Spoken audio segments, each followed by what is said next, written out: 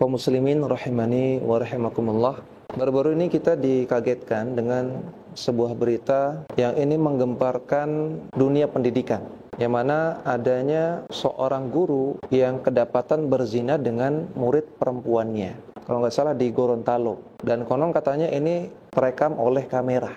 Ini terbukti bahwasanya terjadi perzinaan antara seorang pak guru dengan murid perempuannya. Na'udzubillah min dzalik. Tentunya ini berita yang sangat mengagetkan dan menggemparkan, apalagi konon itu terjadi di lingkungan sekolah juga, tempatnya di sekolah, dan itu dilakukan sama-sama mau. Allah musta'an. Namun kaum muslimin rahimani wa rahimakumullah, adanya kejadian ini, adanya peristiwa yang sangat-sangat mencoreng ini membuat kita semakin sadar bahwasanya namanya fitnah wanita, godaan wanita ini bisa menimpa siapapun. Makanya dalam hadis yang sahih Rasulullah sallallahu alaihi wasallam mengatakan, "Ma taraktu ba'di fitnatan adarru 'ala ar-rijal minan nisa."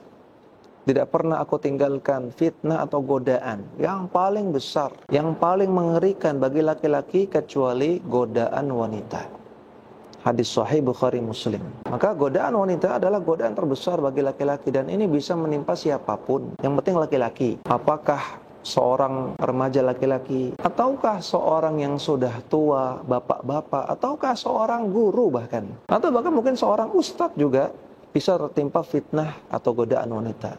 Na'udzubillah. Maka sekarang hentikan dikotomi. Artinya kadang-kadang orang berpikir, oh kalau pak guru nggak mungkin lah terkena godaan dari muridnya, sehingga mereka bermudah-mudahan untuk berdua-duaan, sentuhan tangan, kemudian ngobrol yang intens, karena merasa nggak mungkin terkena fitnah wanita. Atau ustadz kadang-kadang merasa nggak mungkin terkena fitnah wanita, sehingga dia mudah-mudahan dengan wanita berinteraksi, berdua-duaan, ngobrol yang hangat, yang cair. Maka ini nggak benar, karena hadisnya mengatakan tidaklah aku tinggalkan godaan paling besar untuk laki-laki secara umum. Maka godaan ini bisa menimpa siapapun, sampai seorang guru juga bisa tertimpa fitnah wanita. Oleh karena itu, lihat bagaimana orang-orang yang paling mulia, yaitu istri-istri Nabi dengan para sahabat Nabi. Allah perintahkan mereka kalau berinteraksi maka gunakan hijab. Artinya ada adab-adab, ada menjaga jarak, ada batasan-batasan. Di dalam Al-Quran dan surat Al-Ahzab ayat 53, Allah Ta'ala katakan, "Wa idza sa'altumuhunna mata'an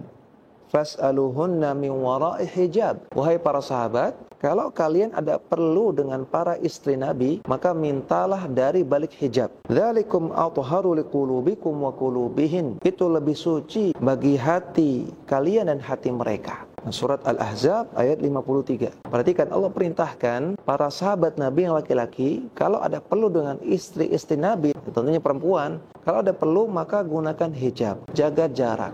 Ada batasan. Padahal mereka orang-orang yang paling suci hatinya, orang-orang yang paling mulia, orang-orang yang paling soleh, paling solehah. Tapi mereka juga tetap diperintahkan untuk menjaga jarak, tetap beradab kepada lawan jenis. Ada batasan, tidak seenaknya, supaya tidak terkena fitnah, terkena godaan. Maka apalagi kita orang-orang yang jauh dari mereka, jauh akidahnya, jauh imannya, jauh akhlaknya, maka harusnya lebih lagi menjaga batasan-batasan terhadap lawan jenis. Oleh karena itu, mulai sekarang siapapun itu, apakah yang masih muda, ataukah sudah tua, ataukah seorang guru, ataukah seorang ustadz, ataukah seorang tokoh, semuanya wajib menerapkan adab-adab terhadap lawan jenis. Guru dengan murid nggak boleh sentuhan tangan kalau bukan mahram, tidak boleh dua-duaan dalam suatu ruangan, tidak boleh dia berbicara terlalu intens kecuali ada keperluan, gak boleh dia melihat auratnya, dan adab-adab yang lainnya, walaupun seorang guru dan murid, ataupun seorang ustadz dengan santri atau yang lainnya. Karena ingat, fitnah wanita atau godaan wanita itu adalah fitnah yang paling besar untuk laki-laki, dan ini bisa menimpa siapapun.